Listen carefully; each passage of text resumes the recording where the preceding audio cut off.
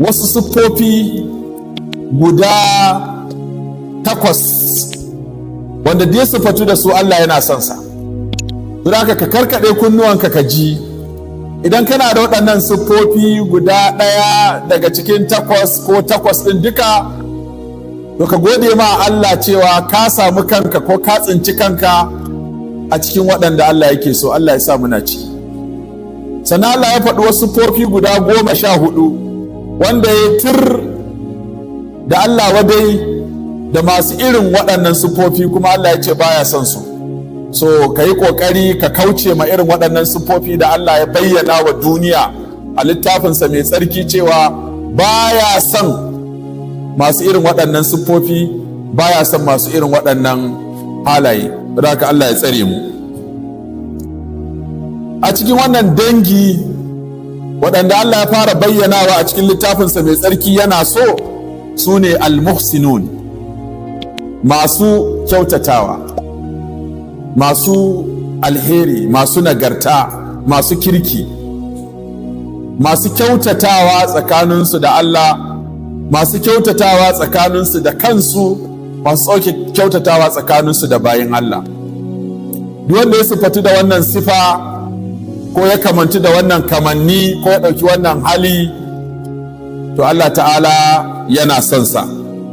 Allah ya bayyana haka a cikin Alƙur'ani a gurare daban-daban, a gurare 5.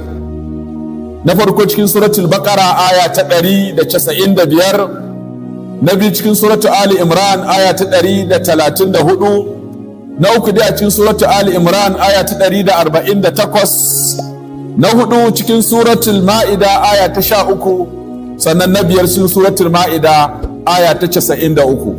Waɗannan su ne gurare da Allah ta'ala ya bayyana cewa yana son al-muhsinun, masu kyautatawa. Za mu ji waye al-muhsin, kuma ya za ka tsinci kanka a cikin wannan sifa har ka faɗo cikin waɗanda Allah yake so, wanda idan Allah yana son ka to ka gama komai.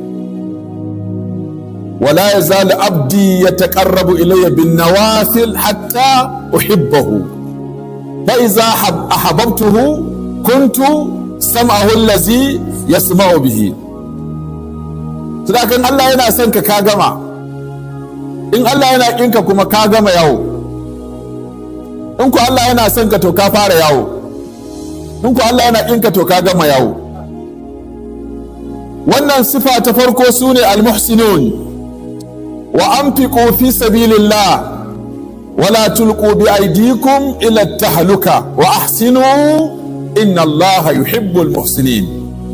Allah ya ce ku ciyar a tafarkin Allah, arzikin da Allah ya muku, wadatar da Allah ya muku, damar da Allah ya baku, ikon da Allah ya baku, kakin da Allah ya baku, mukamin da Allah ya baku, kujerar da Allah ya baku, kudin da Allah ya baku, wadatar da ya baku, mukamin da ya baku, ilimin da ya baku, to duk ku amfani da shi wajen taimakon addinin Allah. Wala tulqu bi aydikum ila tahlukati, kar ku jefa hannayenku cikin halaka. Ku ƙi yin abin da ya kamata kuma ku yi abin da bai kamata ba. Wa ahsinu, ku kyautata, inna Allaha yuhibbul muhsinin. Allah yana son masu kyautatawa. Baqara aya ta 195.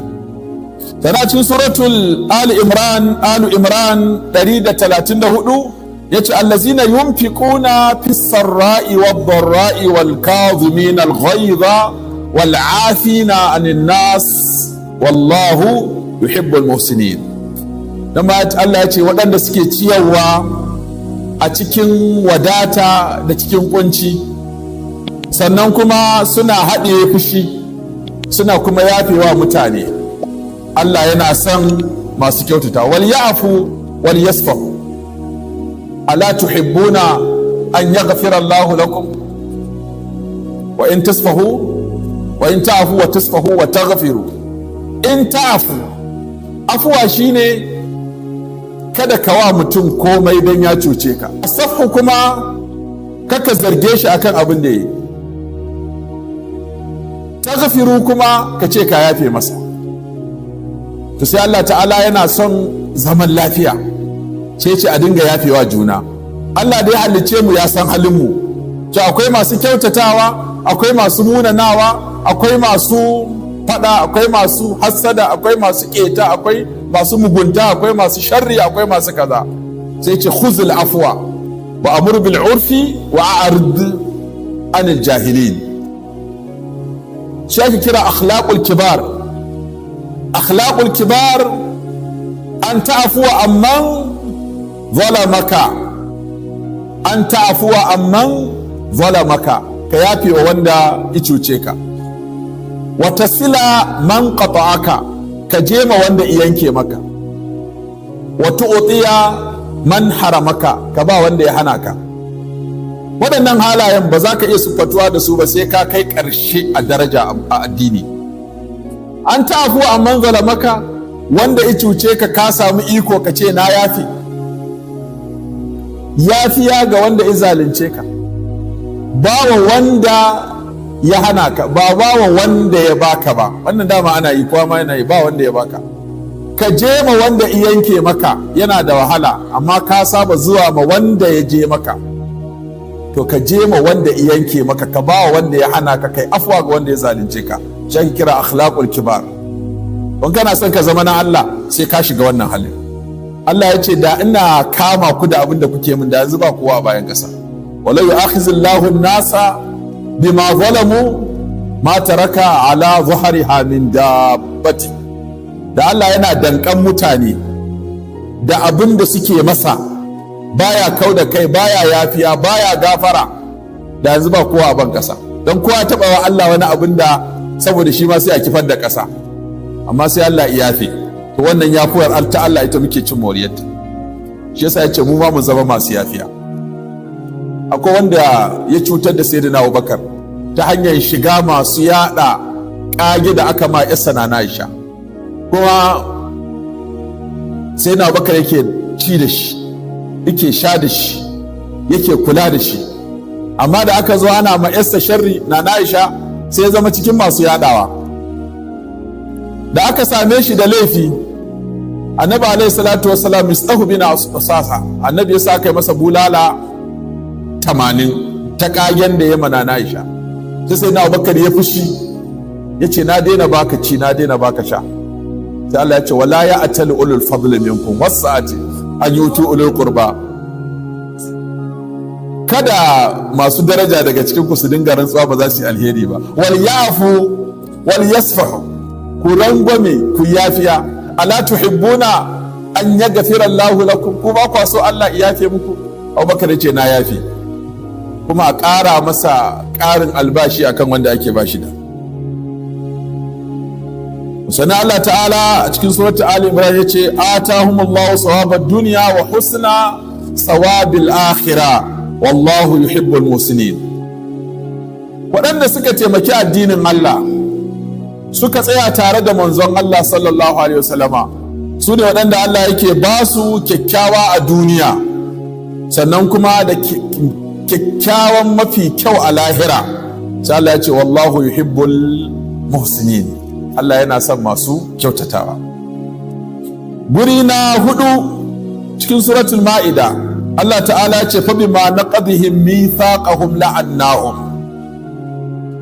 وجعلنا قلوبهم قاسية يحرفون الكلمة عن مواضعه ونسوا حظا مما ذكروا به ولا تزال تطلع على خائنة منهم إلا قليلا منهم فاعف عنهم واصفح إن الله يحب المحسنين.